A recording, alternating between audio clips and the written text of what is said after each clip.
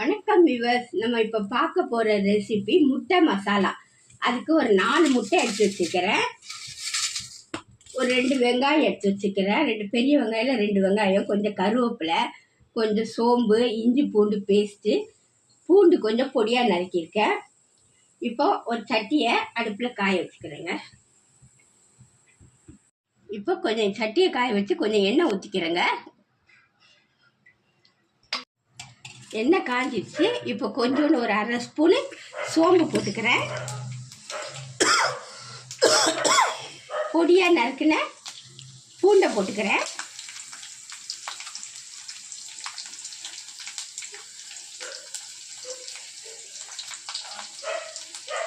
கொஞ்சமாக கருவேப்பிலை போட்டுக்கிறேன். கொஞ்சம் பச்சை மிளகாய் போட்டுக்கிறேன்.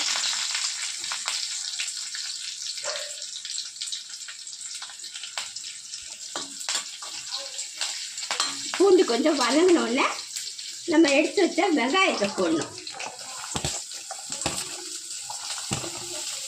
வெங்காயம் கொஞ்சம் பொன்னிறமாக வேகும்.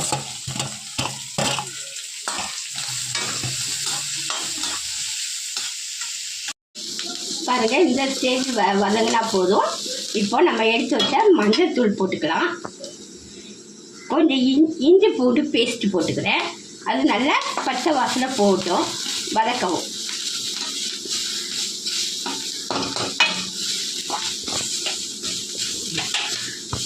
இப்போ கொஞ்சம் எண்ணெய் ஊற்றிக்கிறேங்க. ஊற்றிட்டு நம்ம எடுத்து வச்சு மிளகாத்தூள் போட்டுக்கணும். 1 ஸ்பூன் மிளகாத்தூள் போட்டுக்கிறேன். 1 ஸ்பூன் கறி மசாலா தூள் போட்டுக்கிறேன். போட்டு நல்லா கிளறி கொஞ்சம் பச்சை வாசனை போகிறது வரைக்கும் கிளறும். இப்போ நம்ம அதுக்கு இந்த முட்டைக்கு தேவையான உப்பு போட்டுக்கிறேன்.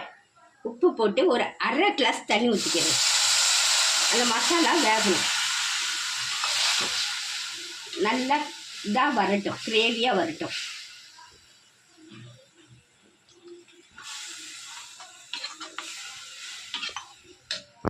இந்த மாதிரி கட் பண்ணி வெள்ளைக்கரு மஞ்சக்கரு தனித்தனியாக வச்சுக்கணும்.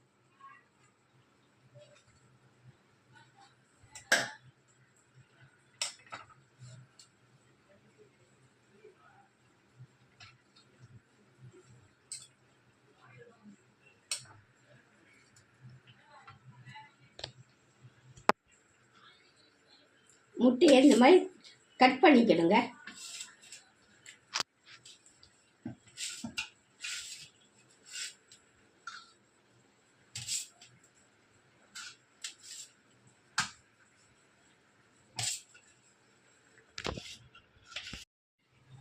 முட்டை வறுவல், முட்டை பொரியல், முட்டை மசாலா, இப்படி நிறைய பொரியல் எல்லாமே இருக்குது. இப்போ நான் முட்டை மசாலா இப்படி செஞ்சுக்கிறேன். நல்லாயிருக்கும். இது வந்து ரச சாதம், வெரைட்டி பிரிஞ்சு வருது பாருங்கள். இந்த ஸ்டேஜில் நம்ம கட் பண்ணி வச்சுருக்க முட்டையை எடுத்து போட்டுக்கணும். நல்லா பெரட்டி விடணும். அந்த மஞ்சள் கருவையும் போட்டுடணும்.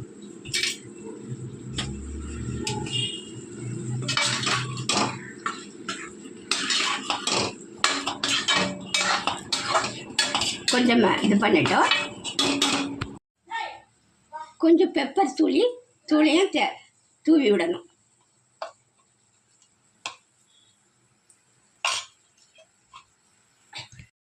எல்லாம் எல்லாத்தையும் பெப்பர் தூள் போட்டு எல்லாத்தையும் நல்லா பெரட்டி விடணும்.